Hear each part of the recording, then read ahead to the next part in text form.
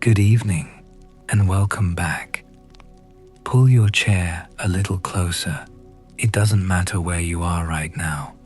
A kitchen table in a city that never truly quiets down, or some back porch where the insects are making their case for the night. Wherever you are, I'm glad you're here. Before we begin, I'd love to know, where are you listening from tonight? Drop it somewhere if you like. I collect those small coordinates. They remind me that a story, even one this old, lands somewhere specific, on particular ears, in particular darkness.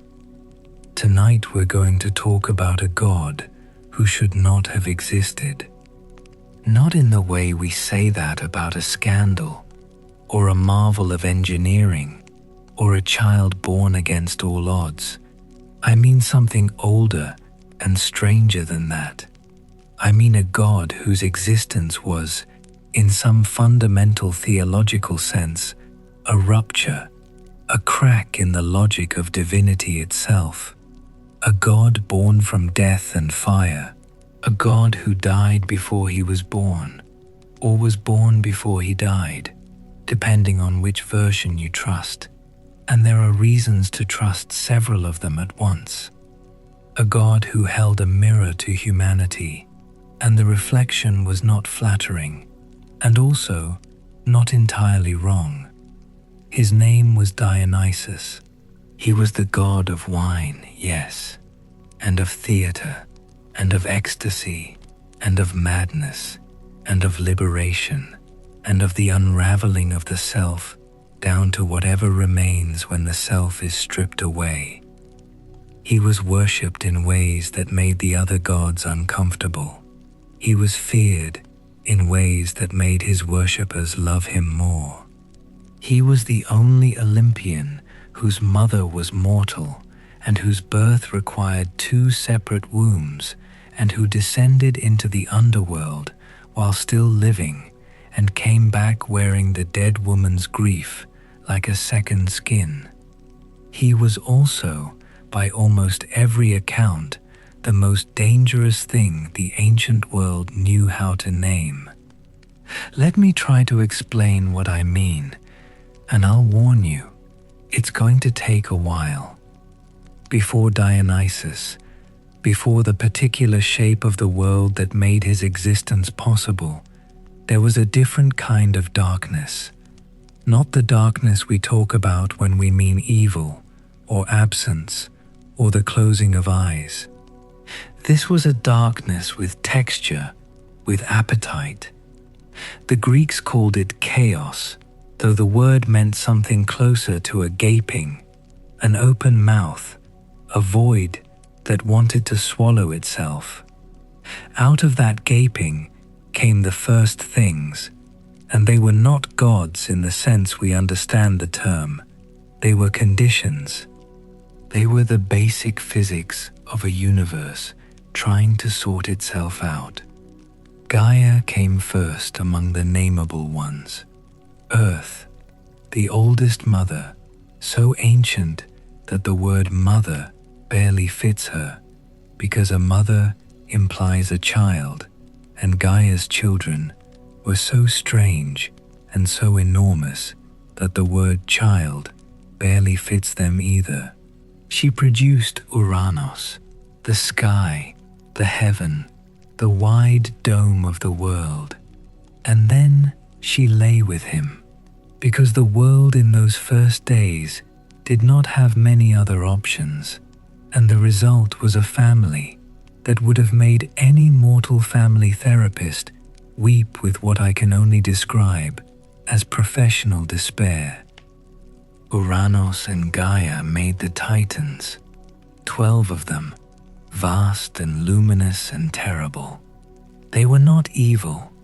This is important, and it is something that later writers sometimes fudged, because the story works better if you make the old gods villainous and the new gods heroic. But the truth is murkier. The Titans were powerful in a way that was simply too large for the world to contain comfortably. Uranus knew this. He felt it in his bones, which were the sky. He felt it every time one of them was born, this enormous new thing, and he panicked. He pushed them back. The specifics are, depending on your source, either gruesome or merely geological.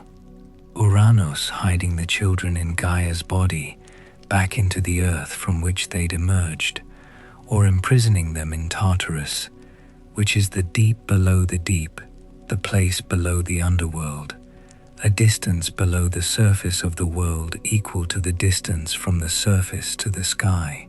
Either way, the children were gone, and Gaia was in agony. And the agony of the earth is not a quiet thing.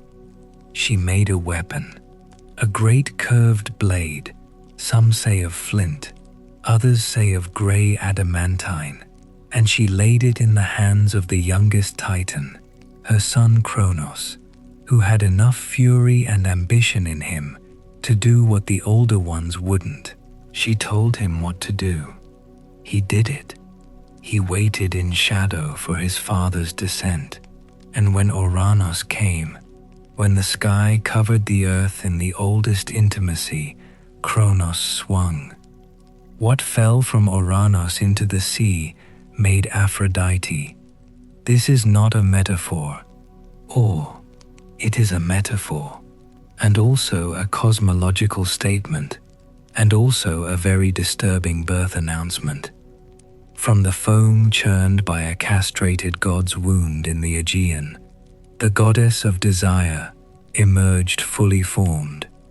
The sea had taken violence and made beauty from it, which is either profound or unsettling, and is probably both. Uranus retreated. He bled his revenge into the world in other ways. From his blood, some say, came the Erinyes, the Furies, the three women who chase oath-breakers and matricides, and those who forget what they owe to the dead. He kept the sky's distance from the earth, forever after.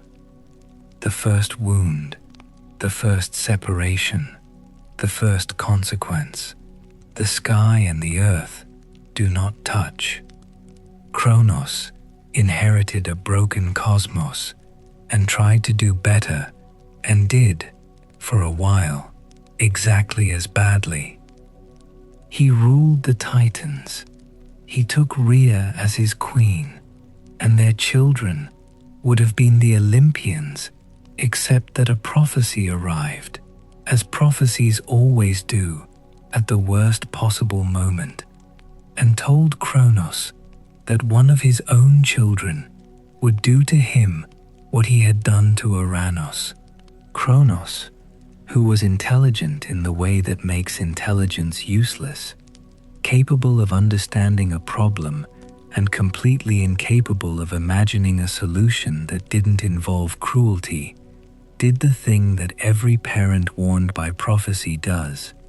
He swallowed his children, Hestia, Demeter, Hera, Hades, Poseidon, down into the dark. Rhea endured this for 5 children. On the 6th, she made a plan. She wrapped a stone in swaddling cloth and handed it to Kronos, who swallowed it without looking. And this detail, this specific detail of a king who doesn't even look at the thing he's swallowing, has always struck me as the most important thing in the story. Not the prophecy, not the stone, the not looking, power that has stopped paying attention to what it's consuming. The real 6th child went to Crete, or to Arcadia, or to the Dictaean cave, or the Idaean cave, depending on your source. He was raised by nymphs and fed honey by bees and nursed by the goat Amalthea, whose horn, broken in play, became the cornucopia, the horn of plenty, abundance overflowing, riches from accident. His name was Zeus. He grew up hidden, which is the necessary condition for every hero worth the name. When he returned, he came with an emetic, something to make his father vomit, given to him by Metis, who was the daughter of Ocean and whose name meant counsel, which is perhaps why Zeus later swallowed her too. A different anxiety, a different prophecy, the same instinct. Kronos vomited. Out came the stone. Out came Poseidon, and Hades and Hera, and Demeter and Hestia, none of them diminished by the time inside, because gods do not diminish in darkness, they only wait. Then came the war, the Titanomachy. 10 years, if you take the number literally, which you should not, and also probably should, because 10 years is the amount of time that separates suffering from legend. The Olympians against the Titans, on Olympus against Othrys, the world groaning under the weight of divine combat. Zeus retrieved the Cyclopes from Tartarus, and they made him his lightning bolts. He retrieved the 100-handed ones, and they hurled boulders, 300 at a time, 1 hand for each, the math of absolute devastation. The Titans fell. Kronos was cast down into Tartarus, or exiled to an island at the edge of the world, or became the lord of the Golden Age dead, depending on which version you're reading and what it needs him to be. The Olympians were victorious. The world had new managers. Order, of a kind, had been imposed. But the world was not yet finished with its need to rupture. The division of the cosmos happened afterward, and it was mostly orderly and mostly fair in the way that divisions of infinite power among 3 siblings can be. Zeus got the sky and the general governance. Poseidon got the sea. Hades got the underworld. They drew lots, supposedly, though one wonders about the fairness of a lottery when one brother controls thunder and lightning. Hades ruled the dead without resentment, at least not the obvious kind. Poseidon ruled the sea with the particular combination of magnificence and temper that the sea itself has always displayed. Zeus married Hera, his sister, which was only unusual by mortal standards. Hera was beautiful and clever, and possessed of a jealousy so capacious it functioned almost like a cosmological force on its own. And here I want to say that calling Hera jealous is accurate and also deeply insufficient, because Hera's jealousy was the jealousy of someone who had legitimate grievances and no acceptable means of addressing them, and that is a different thing from simple envy. She was queen of the gods. She was also, perpetually, wronged.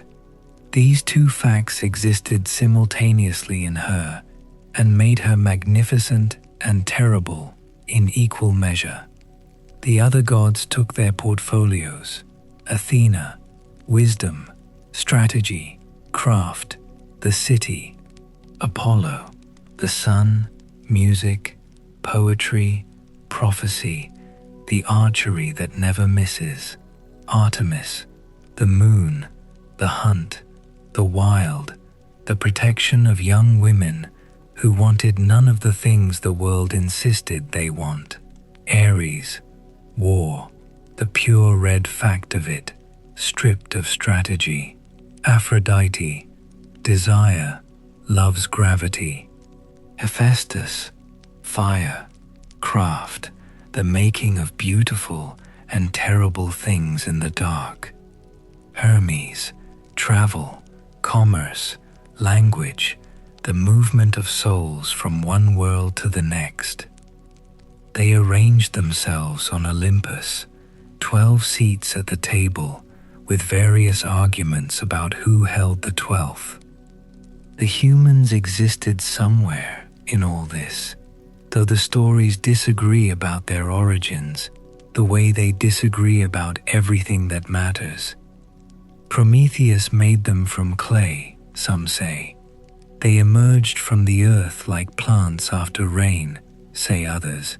They descended from the survivors of a great flood, or they were the final stage of a divine experiment that kept going wrong. They were mortal, they were small, they needed the gods in ways that the gods both welcomed and occasionally found tedious. The gods required worship, the humans provided it.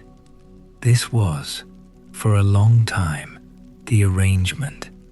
But something had gone wrong in the making of it, or perhaps in the remaking after the flood, or perhaps the wrongness was always there and it just took a while to become visible. Humans suffered. Humans died. Humans had brief, bright lives that ended in the dark of Hades' kingdom, and in the early versions of the story, that darkness was not comfortable. It was not hell in the punishing sense. It was merely nothing. Shade, the memory of being. A place where even the heroes were unhappy, where Achilles, mighty Achilles, told Odysseus that he would rather be a poor man's slave on earth than king of all the dead. What humans needed, it turned out, was something that the tidy Olympian order had not quite provided for. Something that let them step outside themselves. Something that let the boundary between mortal and divine become, briefly, permeable. Something like wine. Something like madness. Something like a god who understood both because he had been undone by both and had come back. Semele was a Theban princess, daughter of Cadmus, who had founded Thebes, granddaughter of Poseidon, a woman of genuine beauty and apparently genuine intelligence, though the stories mostly remember her for what happened to her rather than who she was before it happened. Zeus saw her, which is a sentence with a predictable trajectory.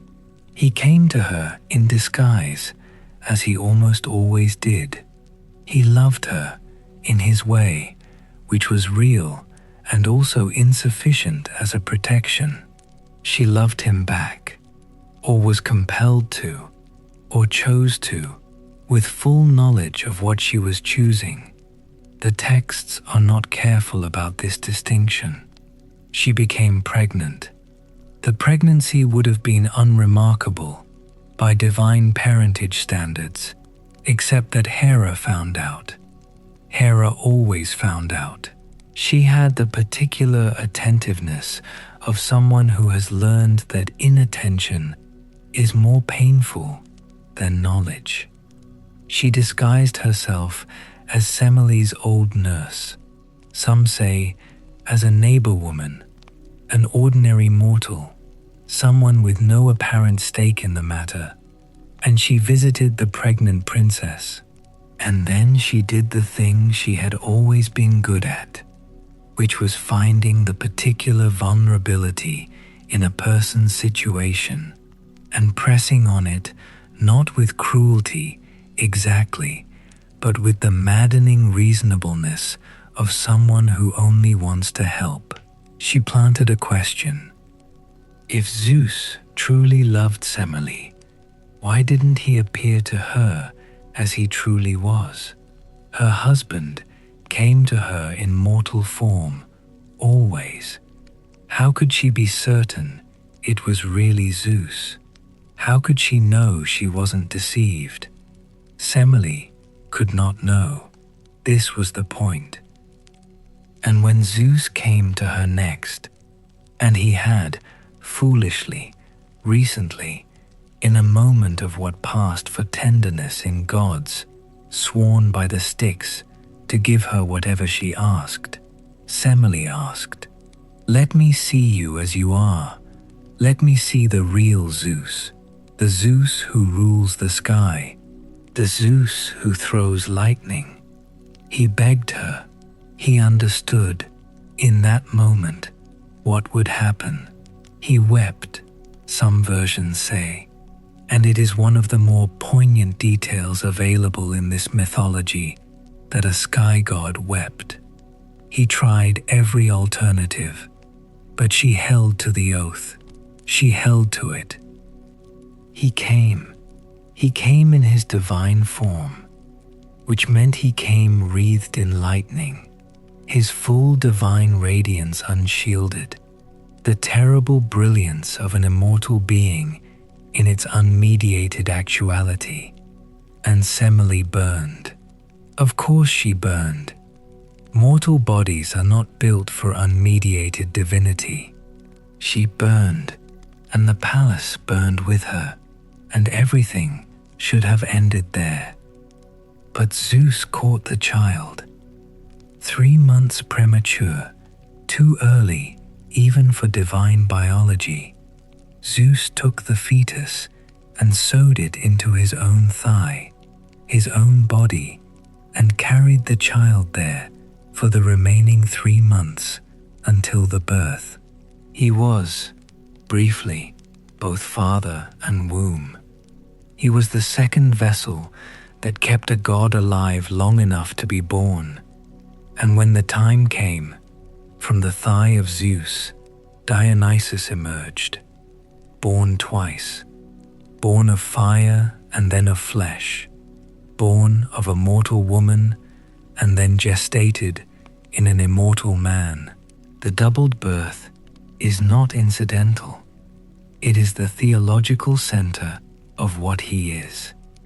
He is the God who crossed the boundary between mortal and divine before he was born, who carries that crossing in his fundamental nature. He understands something the other gods don't. He knows what it costs. Some say he was born already holding the thyrsus, the sacred staff of fennel topped with a pine cone, the instrument of his cult, the thing his followers would carry in the night. Others say he was born crying, like any infant, and that it was the most divine thing about him. Hera was not finished. She found the child. She is always finding the child. She sent the Titans, not the great ancient Titans of the Titanomachy, but minor ones, or servants of the Titanic power, to destroy the infant. They distracted him with gifts, a ball, a top, a mirror, golden apples, and certain sacred objects, the names of which were not spoken outside the mysteries. The infant Dionysus played. The Titans struck. They tore him apart. They boiled him or roasted him, depending on the version. They ate him. They consumed the god. What remained? A heart, still beating, or a pomegranate, or the unborn seed of the next life, was retrieved by Athena, who had known and was horrified, by Rhea, by Demeter. The versions shift. What matters is that something remained that should not have, a persistence in the face of complete destruction. Zeus took what remained and made it into a new Dionysus, or breathed life back into the scattered pieces, or gave the beating heart to Semele to swallow. And she was already dead, which means the story is doing something strange with time, something that the story itself doesn't fully acknowledge. Dionysus was reassembled. He was made again. The Greeks had a theological term for this: the god who dies and returns, the god of the vine, which is cut back to stumps in winter and returns green and furious in spring, the god who understands death from the inside because he has been inside it, the god whose worshippers ate raw flesh in the wilderness because they were consuming a god, because the god had been consumed, because in his death and return was the secret of transformation. I find it hard to overstate how strange this is for an Olympian. The other gods don't die. They are wounded occasionally. Ares stabbed, Hephaestus thrown from heaven. But they don't die. They don't know the inside of death. Dionysus does. He was destroyed and reconstructed. He carries the memory of non-being. This is why he drives people mad. Not because he is cruel or capricious or easily offended, though he can be all three. He drives people mad because what he offers is the temporary dissolution of the self, the brief, terrifying experience of non-being followed by the return, and that experience is structurally identical to what he himself survived. He is not offering destruction. He is offering the thing he learned on the other side of destruction. He is offering the knowledge that the self can be lost and recovered, that there is something on the other side. The people who couldn't survive the losing, that was the tragedy, that was the cost. And he paid it too, or he had paid it, and the memory was in him. He was raised after his reassembly in various ways and various places, because the story needs him hidden and safe before he can be revealed, and different communities had different claims on where he spent his childhood. Some said the nymphs of Nysa, a mountain that was either real or entirely mythological, or both, raised him in a valley so remote that Hera could not find it. Others said Hermes spirited him away to Ino, his mother's sister, who raised him disguised as a girl, which Hera eventually penetrated, driving Ino and her husband Athamas to madness as punishment. The disguise as a girl is worth noting. The gods and the stories seem to keep returning to his ambiguity. The effeminate god, the god in women's clothes, the god whose worship attracted women specifically, and whose male followers were sometimes mocked for taking on women's roles. This was not incidental. It was part of what he was. He transgressed the categories. He crossed not just the line between mortal and divine, but the lines between genders, between citizen and foreigner, between the city and the wild, between reason and unreason. He was the god of the boundary crossing, and the categories he crossed were the ones his culture held most sacred.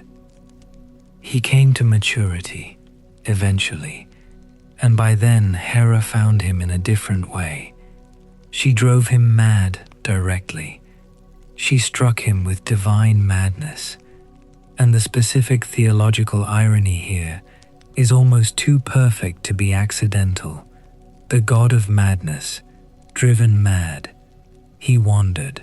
He wandered through Egypt and Syria, and across Asia Minor, and into Phrygia, where the goddess Cybele found him and purified him and taught him her rites, her mysteries, her way of moving in the world. He was healed. He was initiated. He became himself. He traveled east. He traveled. And this is the part that the later Greeks connected to Alexander's own eastern campaigns. the way mythology always reaches forward into history to explain or be explained by it, into India. He conquered. He brought the vine. He brought wine and theater and music and the specific kind of religious ecstasy that his cult practiced. He taught the world to press grapes and be transformed by what the pressing produced. He came back west. He came back to Greece. And that is where the real stories begin. Let me collect the thread for a moment, because we have covered a great deal of ground, and I want to make sure the roots are clear before we go higher.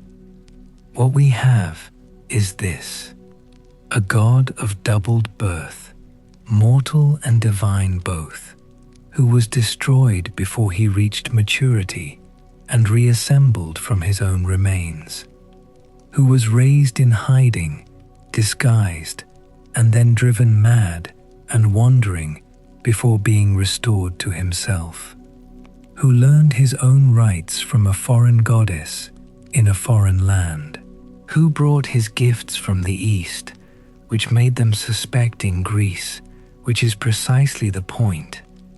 He was always the foreigner, always the newcomer, the god who had to prove himself in every city he entered.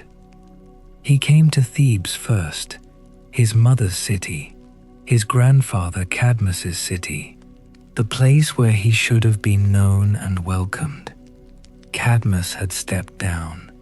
His grandson Pentheus was king now, young, rational, suspicious, the kind of king who understood power as a function of order and was therefore constitutionally incapable of understanding Dionysus at all. But that is a story for another moment, and the moment is coming. First, I want to spend some time with the god's companions, because a god's entourage is never accidental, and his was extraordinary. The Maenads were his, always. The women. The name means something like the raving ones, the maddened ones, the ones possessed by divine frenzy, and they were real, or as real as anything in ancient cult religion is real, which is to say they were women who went to the mountains in the night and danced until they weren't themselves anymore and came back changed. The ancient sources are vivid and specific about what happened in those rites. The running through the wilderness, the tearing apart of animals, the eating of raw flesh, the music of the aulos, which was the double flute and had a sound that is very hard to describe in modern terms, except to say that ancient writers consistently called it the sound of possession. It was women who worshipped him this way, predominantly. Women who were otherwise confined to the domestic sphere, who had no access to political life, no standing in the agora, whose entire public existence was mediated through their fathers and then their husbands. The worship of Dionysus gave them something else. 3 nights in the mountains, every 2 years, the triennial rites, and during those nights the categories dissolved. They were not wives, they were not daughters, they were in direct contact with something enormous. Whether this was liberation or violation is a question the ancient world did not ask in those terms, and that we cannot ask for them. What we can say is that the rites were taken seriously by the women who practiced them, were taken seriously enough by the cities that they were officially sanctioned, and were terrifying to enough observers that the women have gone to the mountain had a specific civic meaning that everyone understood. The satyrs were his too, the half-animal men, part goat or part horse depending on the period and the artist. shaggy, ithephalic, drunk, dancing, playing pipes, pursuing and being pursued. They were comic and they were frightening in the same way that certain kinds of release are comic and frightening. They represented the animal that lives inside the civic human, the thing that wine unlocks. They were not evil, they were uncontrolled, which in Greek terms was almost as bad, and in Dionysian terms was exactly the point. Silenus was oldest among them, and wisest in that specific way that old drunks are sometimes wise, with insights too bleak or too beautiful to be spoken sober, with knowledge that emerges sideways, with truth that can only be heard if you're laughing. He was Dionysus's tutor, or his companion, or his follower. The relationship shifts in different texts, and he was the one to whom King Midas got the chance to ask a question and received an answer so devastating that Midas tried to unknow it. "What is the best thing for human beings?" Midas asked, after feeding Silenus and giving him wine. The old satyr laughed. "The best thing," he said, "is not to have been born at all. The second best is to die quickly. This is the Dionysian wisdom, or one version of it. Not nihilism exactly, but a clear-eyed acknowledgement of mortal suffering that the cheerful Olympian religion of Zeus Father Protector mostly avoided. Dionysus holds the other side. He knows what it is to be torn apart. He knows what it is to be mortal. He knows because he is the only god who does what lies in the ground. I want to tell you about Ariadne because she is one of the most important figures in his story, and she's frequently misread as a footnote, a rescued maiden, an afterthought, and she was none of those things. She was born in Crete, daughter of Minos, the great king, and Pasiphae, the daughter of the sun. Her family was not, in any way, straightforward. Her mother had, through divine compulsion, loved the bull of Poseidon and produced the Minotaur, her half-brother, kept in the labyrinth at the center of the palace, fed on the tribute children sent from Athens. Ariadne grew up with that knowledge. She grew up knowing there was a monster in the middle of her house, that her family's power was built on a curse, that the maze at the center of everything was real. When Theseus came from Athens among the tribute youths, she saw him, and what she felt for him. Love is the simple word, but what the stories describe is more like recognition. She gave him the thread that let him navigate the labyrinth. She gave him the means of killing her half-brother.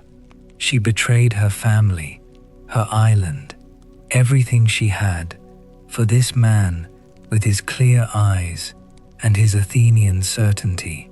He took her to Naxos, and on Naxos, while she slept, he left. The reasons shift. He forgot, some say. The gods made him forget. Athena or Dionysus intervening for their own purposes. He was under orders from Athena not to bring her to Athens. He loved another woman. He simply left because men like Theseus, who are heroes, are constitutionally incapable of the sustained attention that love after adventure requires. The story doesn't need a reason, really. She woke up alone on an island, and the ship was gone. That is the whole reason. She sat on the shore. Some versions have her weeping. One version has her furious. One version has her pregnant, and then miscarrying on the shore in Theseus's absence. which is the most brutal reading and is possibly the truest. Dionysus came to her.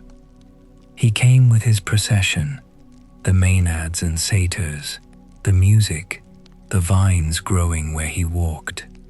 He came to the island where the most famous abandoned woman in Greek mythology sat on the shore, and whether he fell in love with her grief or her beauty or simply her, the stories are not consistent about this, and I think the inconsistency is meaningful. He claimed her as his own. He married her. He gave her a crown of stars that became a constellation.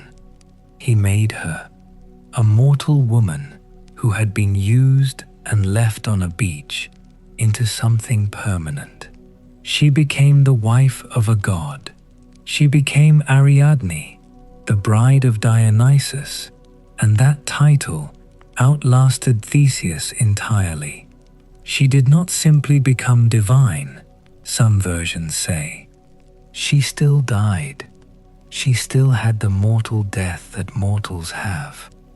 But Dionysus loved her beyond it, and the constellation remained, and her name remained in the heavens, long after the hero who left her was simply a historical footnote, an Athenian origin story, a man who once threaded a maze. I'm aware that I keep returning to her. I'm not entirely sure why. There's something about the architecture of her story, the way she gives everything and loses everything, and then receives something entirely unexpected from a god who understood loss, that seems to contain something important. I'll leave it there. Some things are better annotated than explained. Now, Heracles. I'm going to move faster here, because there are 1,000 stories about Heracles, and most of them you already know, and the one I want to tell is smaller and stranger than the labors. Heracles, Hercules in the Latin, was Zeus's son by Alcmene, a mortal woman, another affair, another rage of Hera, who couldn't stop Zeus and couldn't reach Zeus, and therefore reached the child. She sent serpents to kill him in his cradle. He strangled them. He was a toddler. The serpents were probably divine in origin, weapons of a goddess, and he strangled them. This is who he was, so full of divine force that the world around him had to be larger to contain it, and when the world wasn't large enough, things broke. Hera drove him mad. Years later, when he was a man with a wife and children, when he was happy, Hera sent madness into him like a plague, and in that madness, he killed his wife and his children. He came back to himself in the ash of what he'd done. He went to Delphi. The oracle, which was Apollo speaking through a priestess, told him to serve Eurystheus, the small and frightened king who had stolen the birthright that should have been Heracles' own. 12 labors. The name comes later, from the Romans, but the structure was always there. 12 impossible tasks: the lion, the hydra, the stag, the boar, the birds, the stables, the bull, the horses, the belt, the cattle, the golden apples, and the one that matters most for this story, bringing the 3-headed dog Cerberus up from the underworld. He went down alive. He came back alive. He is one of only a handful of mortals in Greek mythology to make that particular round trip while still breathing, and the theology of it matters. He went into death and came back, which means he is a prototype, a proof of concept that the boundary between living and dead is not absolute. Dionysus will eventually make the same trip to retrieve his dead mother, and the parallel is not accidental. The hero who served, who suffered, who was driven mad and forced to atone for the madness that was not even his fault. Heracles is the Greek archetype of what we might call unearned suffering, met with impossible labor, and the result of that labor is not peace, but divinity. He was made into a god after his death. His wife, Hebe, was the personification of youth. He sat at the table on Olympus. He was the first mortal to be so elevated, and the pathway he carved was the one that gave the myth of divine humanity its first map. He was also deeply, recognizably, catastrophically human. The labors were magnificent. The domestic life was a series of disasters. He killed accidentally on multiple occasions. He was betrayed by the centaur Nessus, whose dying blood he was given by his second wife Deianira as a love charm, because Nessus told her it would secure her husband's fidelity, and the blood was poison, and Heracles burned in it, and the burning was Hera's final triumph, or Nessus's, or fate's, depending on how you're keeping score. He built his own pyre. He lay down on it. He was translated into the sky. What he left behind was a tradition of the hero who doesn't get the soft ending, who gets the real one, who burns, and in the burning becomes something that can't burn anymore. Orpheus.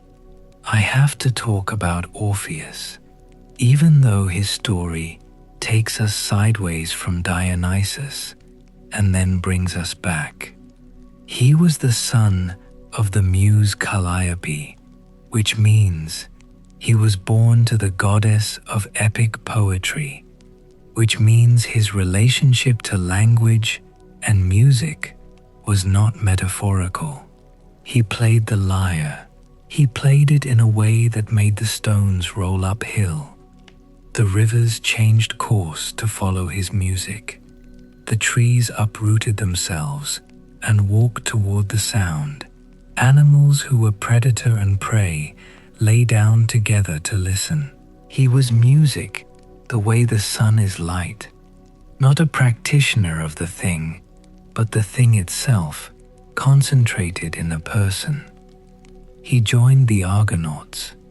He sailed with Jason for the Golden Fleece, and when the sirens sang, Orpheus played louder, and the Argonauts heard him instead of them, and they did not leap into the sea. He survived the expedition. He came home. He married Eurydice, and she was his, and she was real to him in a way that no laurel nymph or mountain goddess was real. She died, a snake bite, on their wedding day or shortly after.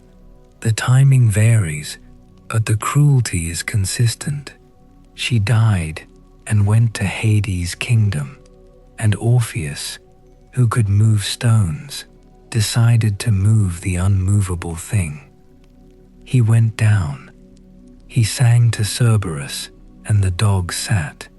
He sang to Charon, and the boatman took him across without coin. He sang in the halls of the dead, and the shades stopped their patterned wailing, and stood still and listened. He sang before Hades and Persephone wept, she who had been taken herself, who knew what it was to be separated from the world above, and Hades, who does not grant exceptions, because exceptions are what destroy kingdoms, granted the exception.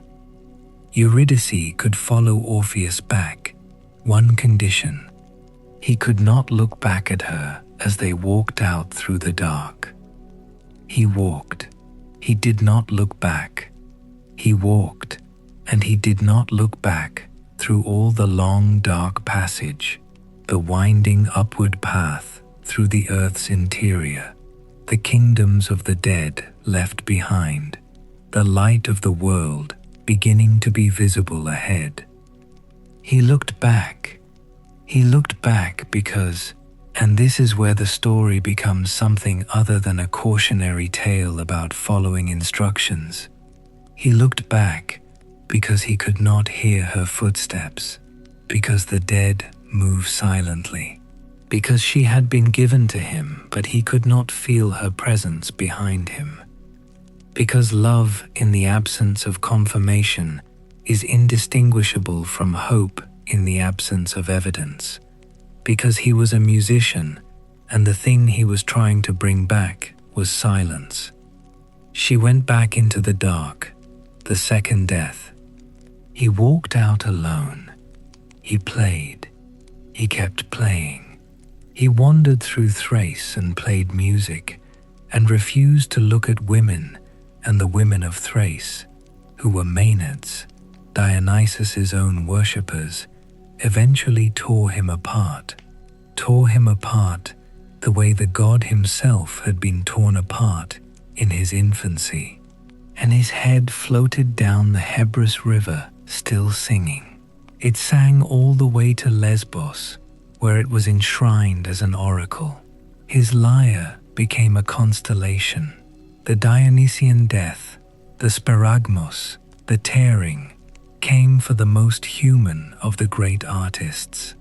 There is either a terrible irony in this, or a terrible logic. Maybe both. Maybe Dionysus claimed him because Orpheus had done what Dionysus alone among gods had done, descended into death and returned, and the god recognized in the mortal a kinship that could only end one way. Or maybe the Maenads were simply maddened, and he was alone in the wilderness, and that's why it happened. Anyway, Perseus, another son of Zeus, another child hidden from divine wrath, another hero who needed to be protected before he could become what he was. His mother, Danae, was imprisoned in a bronze tower by her father, Acrisius, who had received a prophecy that his grandson would kill him. See again, always see again, the prophecy that becomes its own engine, and Zeus came to her as golden rain, which is either beautiful or alarming, depending on how you approach it, and probably both. Perseus was born. Acrisius put mother and child in a chest and threw them into the sea. The sea did not oblige. They washed up on Seriphos, where King Polydectes eventually decided he wanted Danae and found Perseus inconvenient and sent him on the quest for the head of Medusa, expecting him to fail and die. Medusa was a Gorgon. She had once been beautiful. Some say she had been a priestess of Athena, and that Poseidon had assaulted her in Athena's own temple, and that Athena, unable to punish a god for the assault, had punished the priestess instead, turned her into a monster whose gaze turned viewers to stone. If this reading is accurate, and it is one reading among several, then Medusa's monstrousness is a wound inflicted from outside, a punishment for being victimized, and the snake hair and the death gaze are a permanent record of what was done to her. Perseus received help in quantities unusual even for Greek heroes. Hermes gave him a curved sword, or lent it. Athena gave him her polished shield, the mirror. The nymphs of the north gave him a kibisis, a special bag, and winged sandals, and the helmet of Hades that made its wearer invisible. He found the Graiai, the 3 old women who shared one eye and one tooth between them. And he stole the eye at the moment of exchange and held it hostage until they told him where Medusa lived. He used the shield as a mirror. He looked at her reflection. He swung and cut, and her head came off. From her neck, and this is the detail that always arrests me, from her neck sprang Pegasus, the winged horse, and Chrysaor, who carried a golden sword, both of them born from the monster's death.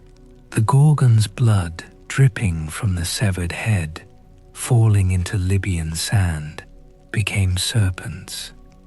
The blood dripping into the sea, depending on whose account you're reading, had different properties for healing or harm. He put the head in the bag. He flew back. He encountered Andromeda, chained to a rock. Her mother Cassiopeia had boasted that Andromeda was more beautiful than the Nereids, the sea nymphs, and Poseidon had sent a sea monster, because boasting at divine expense is reliably fatal in this mythology, and he killed the monster and took Andromeda, with or without her consent depending on the version. He brought her home. He turned Polydectes and his court to stone with the Gorgon's head, and Polydectes' expression of contempt, they say, is still visible in the rock of Seriphos if you look in the right light. The prophecy: Perseus, at the funeral games of Larissa, threw a discus that the wind caught and carried, and it struck and killed an old man in the crowd. The old man was Acrisius. The one thing Acrisius had spent his whole life preventing happened anyway, through no malice, through pure accident, through the wind at the wrong moment. Perseus hadn't even known his grandfather was in the crowd. He felt the weight of it. He couldn't rule Argos, Acrisius's kingdom.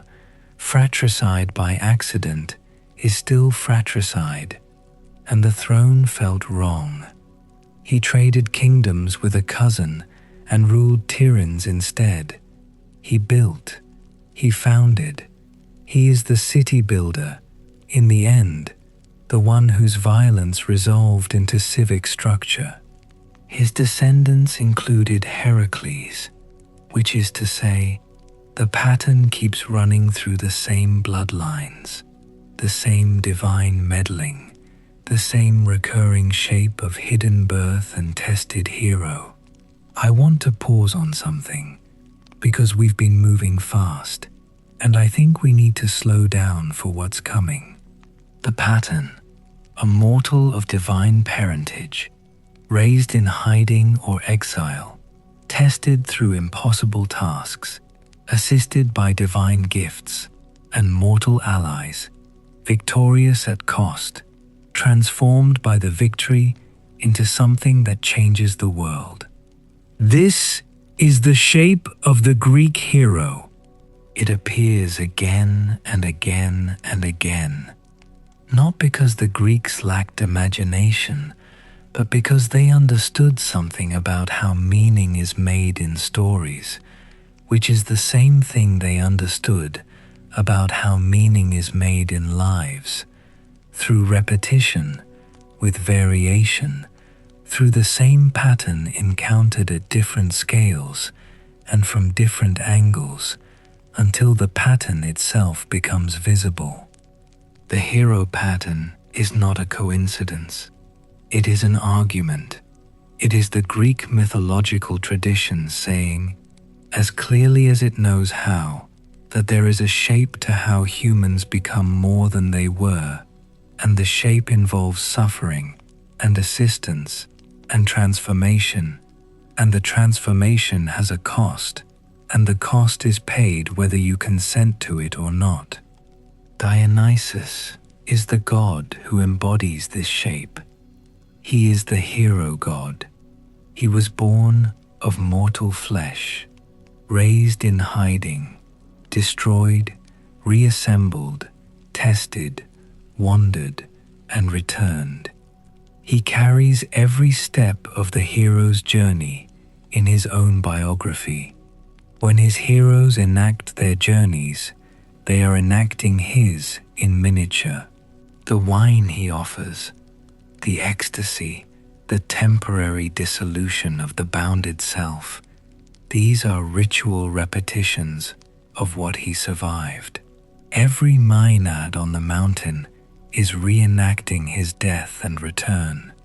Every cup of wine is a rehearsal for transformation. This is the terrifying secret, if there is one. Not that he's dangerous. He is dangerous, and the danger is real. But the reason the danger is inseparable from the gift is that the gift is the knowledge that the self can be destroyed and return. And knowing that, really knowing it, not as an intellectual proposition, but as bodily experience, changes you. It changes you in ways that cannot be undone. The Greeks were not sure whether this was a blessing.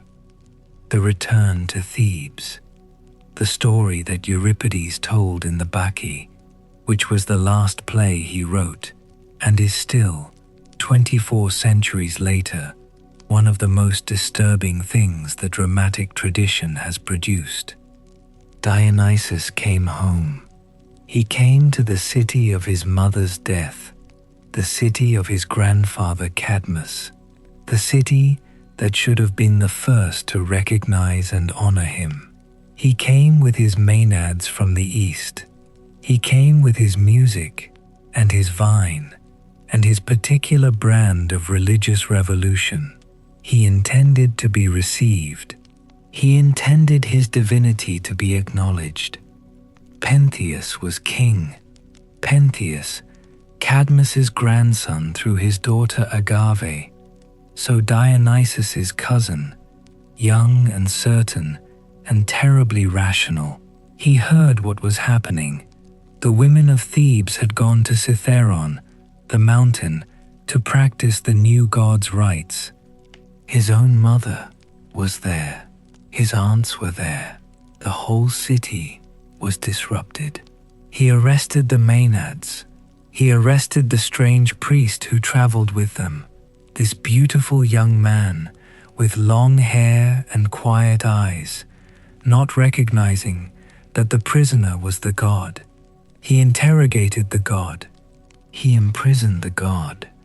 The prison broke open, which Pentheus attributed to structural failure and not to the obvious explanation. The god stood before him, patient, offering the same thing over and over. Acknowledge me, honor me, let the worship proceed. Pentheus kept refusing. And then Dionysus made him an offer, and it was the most dangerous offer in Greek tragedy. He could let Pentheus see what was happening on the mountain. He could disguise him. Pentheus could go in secret, in women's clothes, and witness what the women were doing. And Pentheus, who had spent the entire play insisting that his resistance was moral, rational, political, Pentheus wanted to go. He wanted to see, and the wanting to see is what undid him.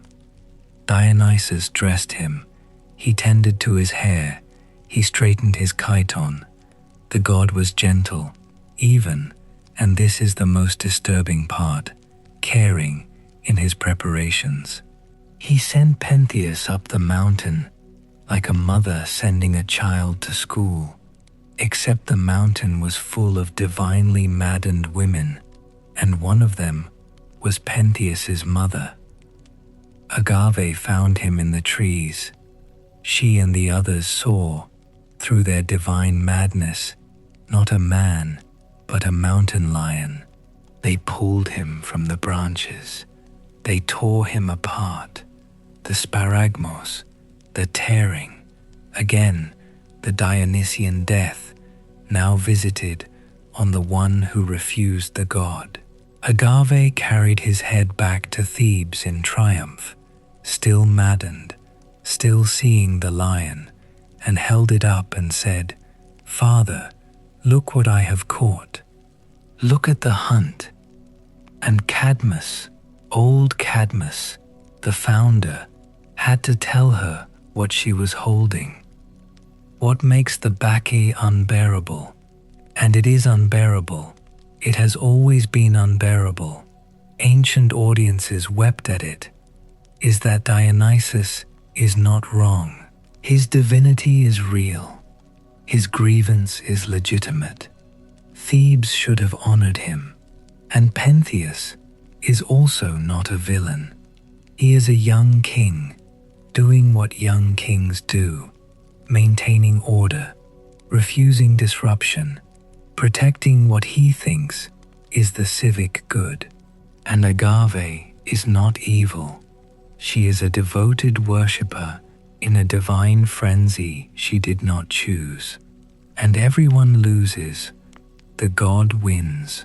The god is acknowledged, finally, as the city is destroyed by the acknowledgement. Cadmus is turned into a serpent. The royal house of Thebes is finished, and Dionysus, asked by Cadmus why he has done this, why the punishment must fall on those who were themselves deceived, who were themselves victims, gives an answer that is true and also cold. Zeus decided this long ago. This was always going to happen. I was always going to be honored. He is right, and it doesn't help. The great conflict was not one battle. It was 100 small ones, 100 cities that had to choose, 100 Pentheuses and 100 Agaves, every refusal and every capitulation leaving marks. The spread of Dionysus's worship across the Greek world is a record of those encounters. Somewhere, behind every shrine, is a story of resistance that didn't survive. Somewhere behind every celebration is a warning about what happens when the celebration is refused. He conquered Thrace, where the kings resisted him and were punished with madness. Lycurgus of the Edonians drove the god into the sea, drove the Maenads away, was driven mad in return, and killed his own son, thinking he was cutting a vine.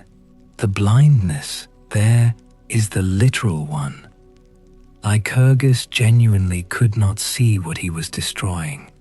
The line between the god of the vine and the vine itself, in his madness, collapsed. The daughters of Minyas in Orchomenos refused to join the rites. They stayed home and wove, while the other women went to the mountain. They told stories to pass the time, stories we actually have in fragments, stories about love and loss and transformation. And then the madness came anyway, came for them in their weaving room, and they tore apart one of their own children in the frenzy. The daughters of Proetus in Argos were struck mad for a different reason. Some say they mocked Hera, some say they refused Dionysus, some say the two offenses were identical. They ran through the wilderness, believing themselves to be cows. The seer Melampus cured them, for a price, for territory, because the heroes who interact with the divine always turn the interaction into real estate somehow. In each of these stories, the same shape: refusal, madness, irreversible loss, eventual capitulation. The god does not negotiate. He does not send envoys. He arrives. And the question is how much you are willing to lose before you admit that he is real. The descent to the underworld came later. Dionysus was the god by then, acknowledged across the Greek world, installed among the 12, or given a seat at the table. The accounts of the 12 vary widely.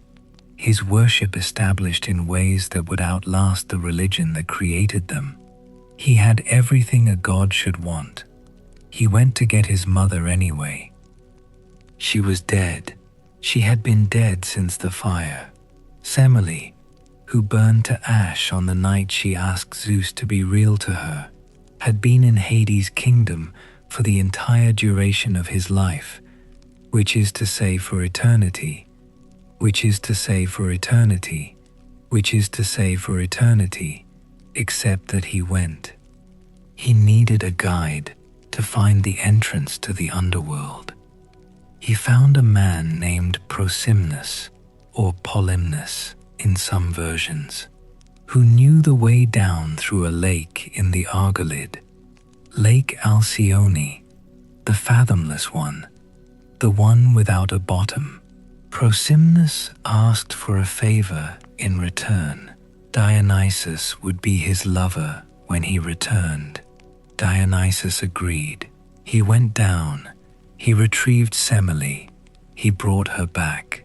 Prosimnus had died while Dionysus was below. The god, who keeps his promises, carved from a branch of fig tree an appropriate form and placed it at the grave. This detail is recorded in ancient sources with the same matter-of-factness with which they record everything else, and it never fails to arrest me, not because of what it says about Dionysus's sexuality, which was capacious, like most divine sexualities in Greek mythology, but because of what it says about his fidelity. He made a promise. The person he made it to was dead. He fulfilled it anyway. The dead are still owed what they were owed. This is, in miniature, the same theology as the whole Orpheus story, the same theology as the descent itself. The dead are real. What we owe them is real. The underworld is not a metaphor for forgetting. He brought Semele up and renamed her Thyone, the inspired one, or the frenzied one, or simply the one who was changed by what happened to her. He installed her among the gods. Mortal woman, turned divine by her son's love, by the act of retrieval, by the crossing of the boundary that was supposed to be uncrossable in that direction. Hera, by most accounts, did not object. She had won too much and lost too much to object anymore. Or she had been appeased. Or she had simply accepted that the rupture in the divine order was permanent and that fighting it was more expensive than enduring it. The lake in the Argolid remained fathomless. Divers had tried to find its bottom and failed. The way down to the underworld was through the unfathomable depth, and the unfathomable depth was real, and the descent was real, and Dionysus made it twice. Something happened to time in the mythology after the great generation of heroes.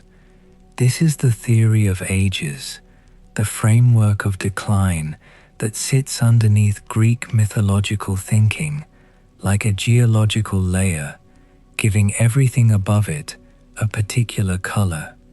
Hesiod wrote it most clearly. 5 ages: gold, silver, bronze, the age of heroes, and iron. Each worse than the one before, except for the heroic age, which is an interruption in the decline. a sudden flourishing of the extraordinary before the final falling away.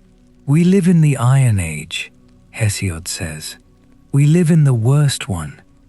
We are the generation that was born into a world already diminished, who have to work for what the golden ones were simply given, who age and suffer and die in ways the silver ones barely understood.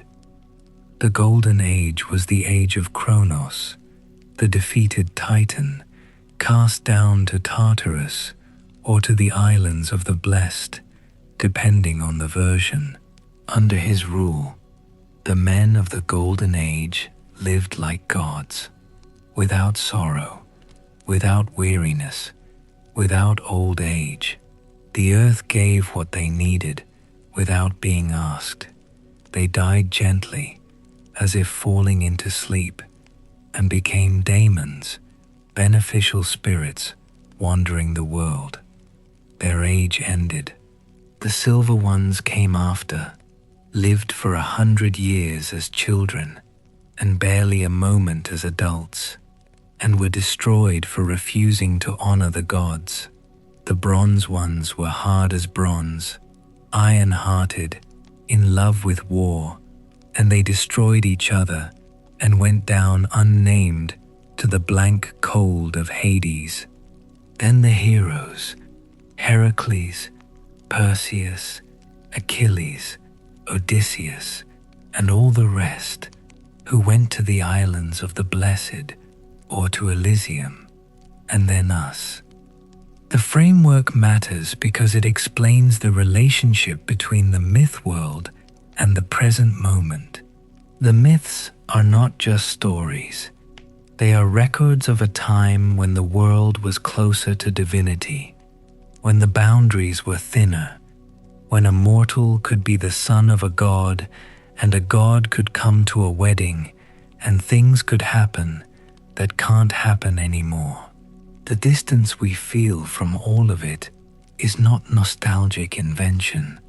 It is, in Hesiod's cosmology, real. We have fallen. We keep falling. But Dionysus complicates this. Dionysus's worship suggests that the thinning of the boundary is not purely historical. It can happen now.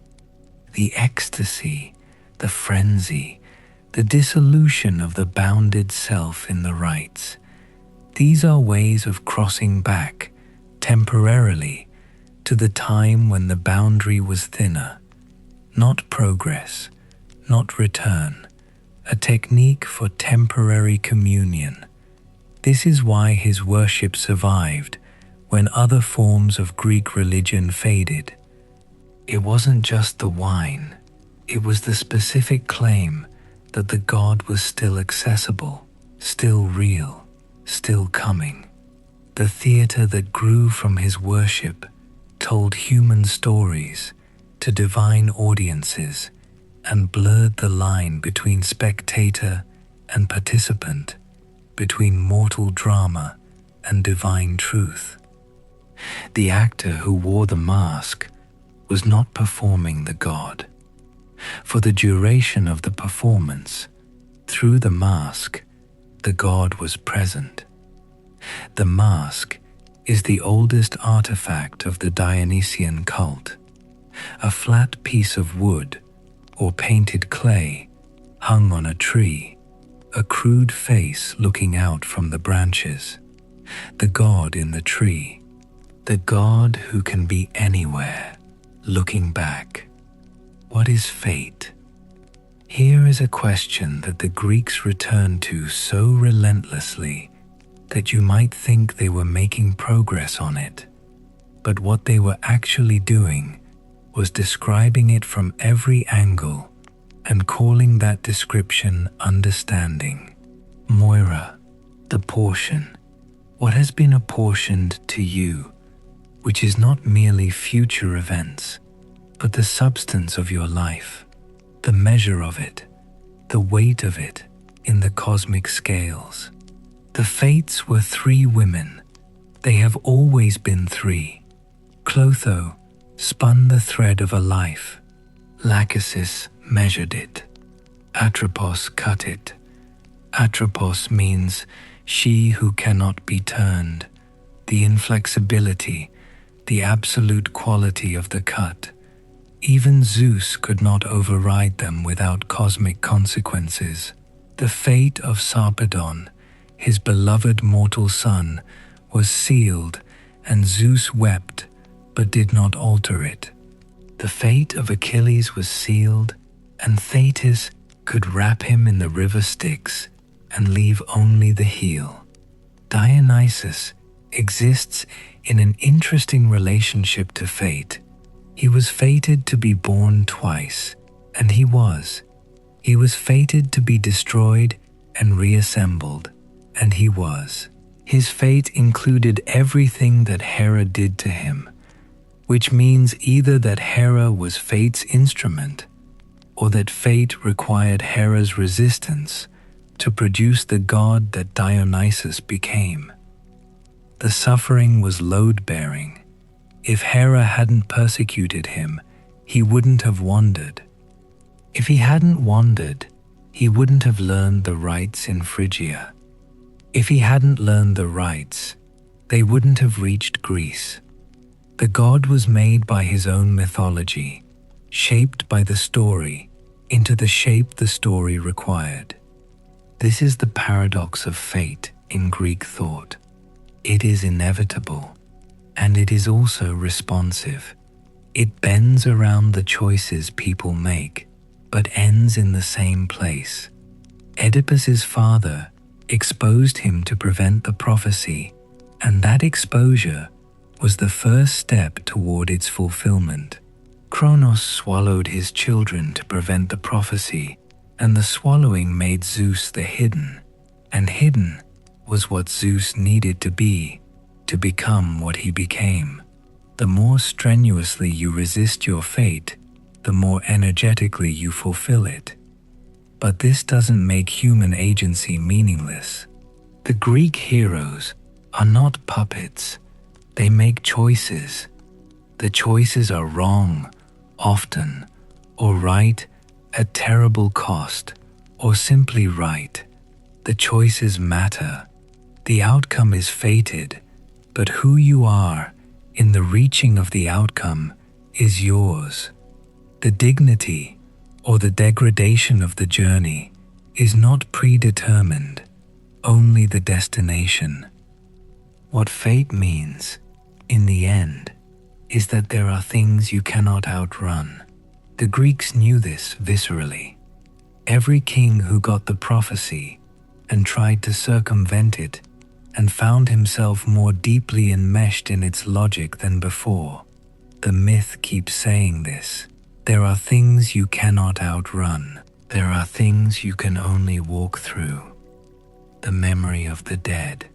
This is the other great theme I haven't touched yet, and it's too important to leave. The underworld in Greek mythology is, among other things, a theory of what happens to memory after death. The dead drink from the river Lethe, forgetting, and forget their mortal lives. Some mysteries suggested there was another river, Mnemosyne, memory, and that the initiates who knew to drink from it could retain their identity and consciousness through death and into whatever came after. The Orphic gold tablets, found in graves across the Greek world, contain instructions. When you arrive, they say, "Don't drink from the spring by the white cypress." That's Lethe. Find the other one. Say, "I am a child of earth and starry heaven, but my race is of heaven alone. Give me the cold water of memory to drink." The cult of Dionysus was related to these Orphic mysteries, related in complex ways that ancient scholars debated and modern scholars debate, with even more contradictory sources and even more to argue about. But the connection is real.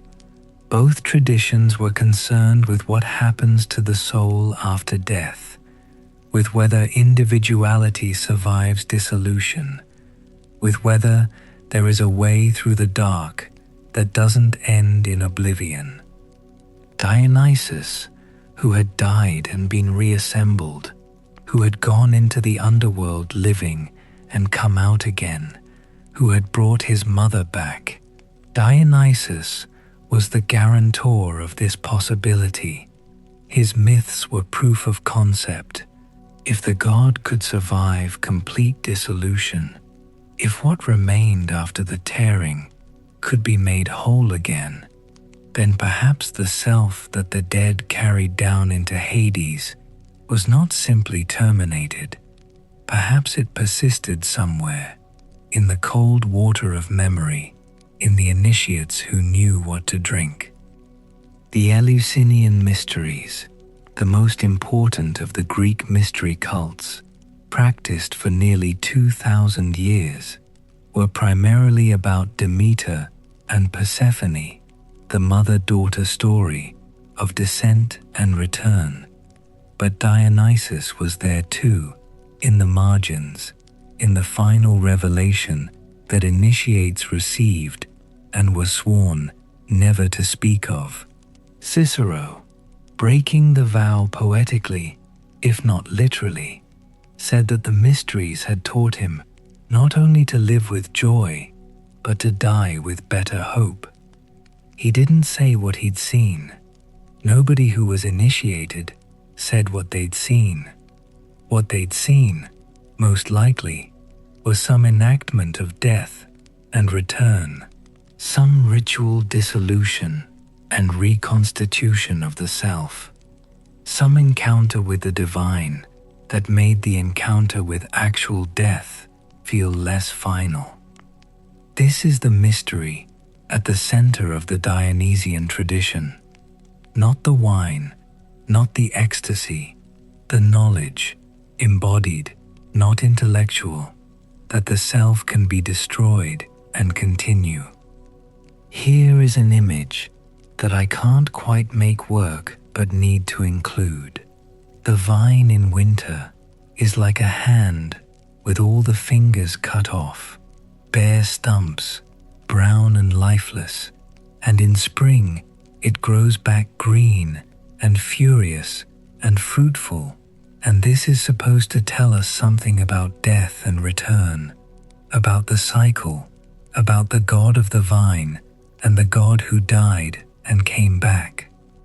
The metaphor is almost right. It's almost what I mean. The vine doesn't remember being cut back though. The vine doesn't carry the experience of winter through to spring, and Dionysus does. That's the difference. That's the thing that makes him more than a metaphor for agricultural cycles. He carries the memory of dissolution. The vine doesn't. The legacy, the shape of what he left behind. The theater came from him. The great Athenian drama, the tragedies of Aeschylus and Sophocles and Euripides, the comedies of Aristophanes, all of it grew from the Dionysian dithyramb, the choral hymn sung at his festivals.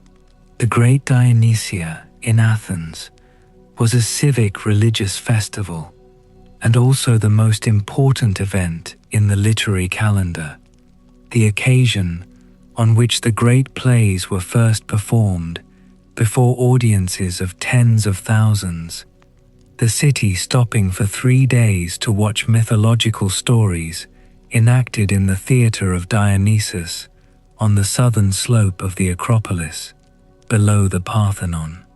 The theatre was not entertainment in the modern sense. It was a form of civic religion. The audience attended as a religious duty, as an act of collective processing. The tragic stories, Oedipus, Agamemnon, Medea, Hecuba, were not just stories. They were examinations of how suffering works, how the gods work, how fate works, how human dignity is possible inside a universe that doesn't promise it. They ended in catastrophe, generally, and the catharsis Aristotle described, the purging of pity and fear, is a way of saying that the audience went in carrying their human dread and came out having processed it, having held it up to the light of myth and found it legible. Dionysus was the god of this, the god of the space in which a community gathered to look at its own worst possibilities, the god of the mask, the character, the temporary self one wore to say true things that couldn't be said otherwise. The theater was his temple, and the drama was his rite, and the catharsis was his gift. And when we sit in a darkened room and watch human stories unfold on a lit stage, we are still practicing his religion, even if we call it something else. The wine-making traditions that descended through the Greek world and became Roman viticulture and became medieval monastic wine production and became the Bordeaux classification and became the bottle in your kitchen, these are also his. The particular reverence with which wine is treated in certain traditions, the liturgical quality of it in the Christian Eucharist, the bread and the blood, the transformation of substance into something sacred. This is Dionysian logic, the god who was torn apart and reassembled, whose body and blood were consumed in the mysteries, prefigures, or the Christian tradition adapted, the specific theological move of transformation through shared substance. This observation has been made by many people and is controversial to different people for different reasons, and I'm not going to do more than note it, because what I want to say is simpler. The religious imagination that was shaped by Dionysian worship did not disappear when the temples were closed. It went underground. It entered other forms. It survived. There is a moment, and I think it belongs somewhere around here, in the late passage of this telling, where you can feel a flicker of something that is almost modern in the Bacchae. Pentheus is being dressed by Dionysus. The god is adjusting his chiton, straightening his hair. Pentheus asks, "Do I look right? How do I look?"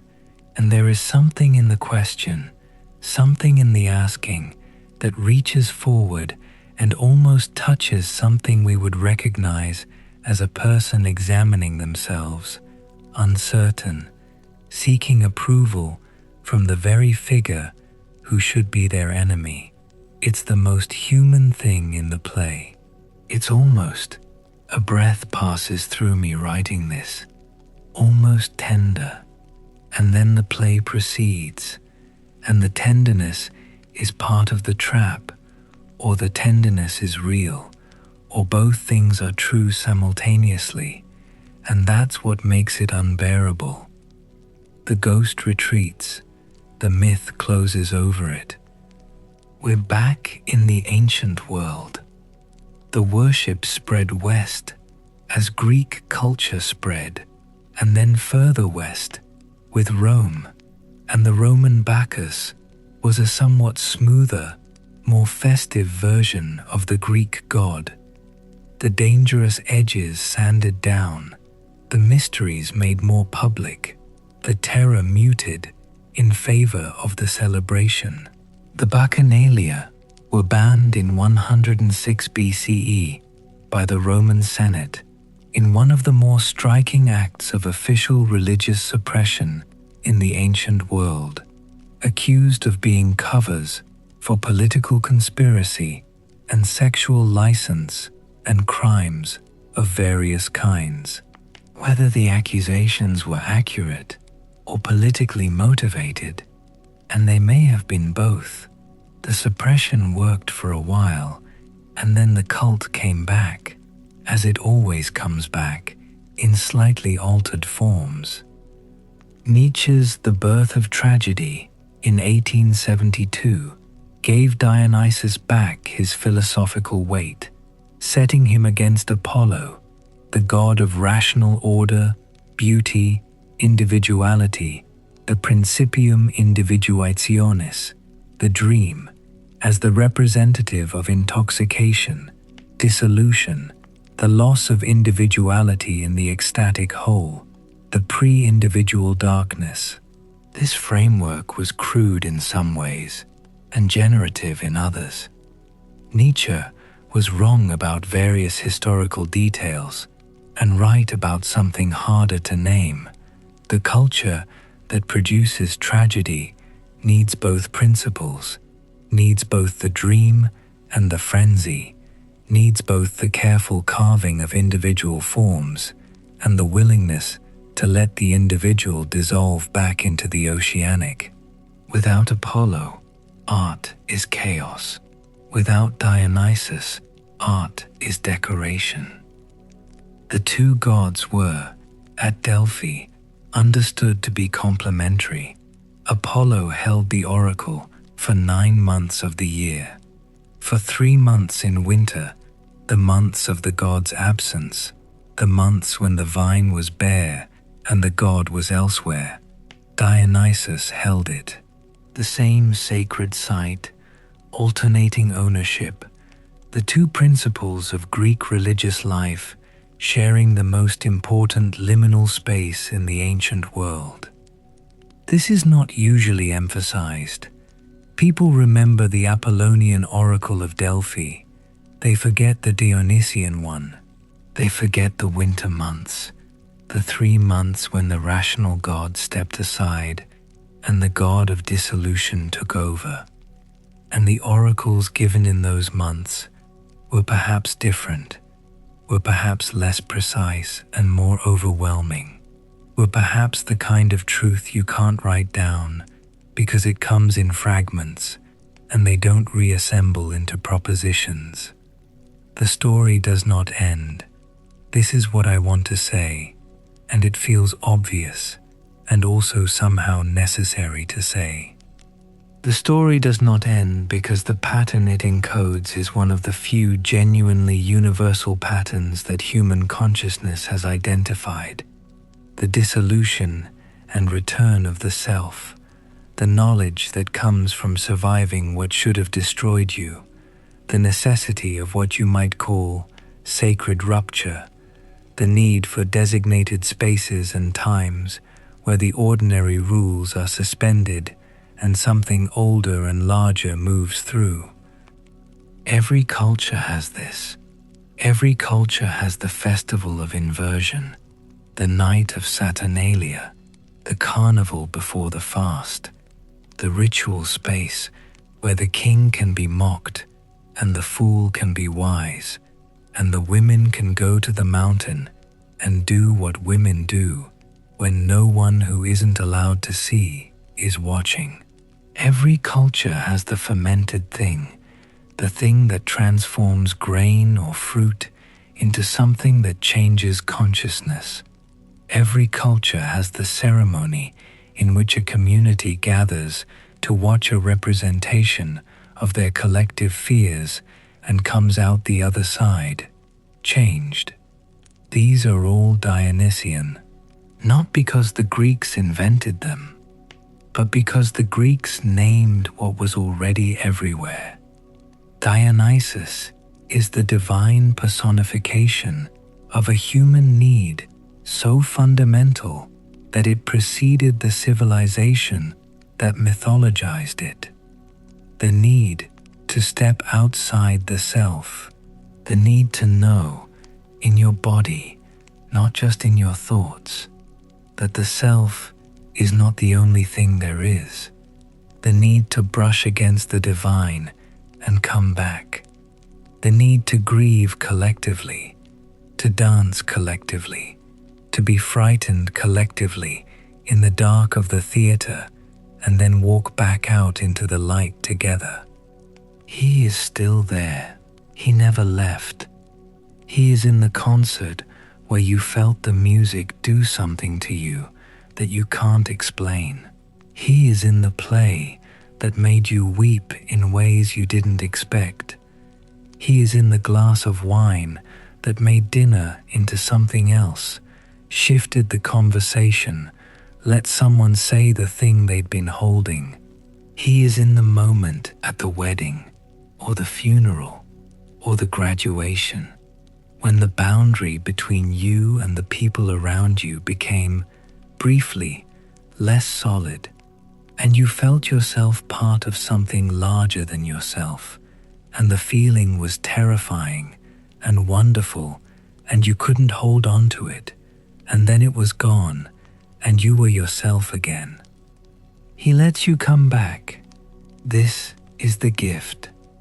The dissolution is not permanent.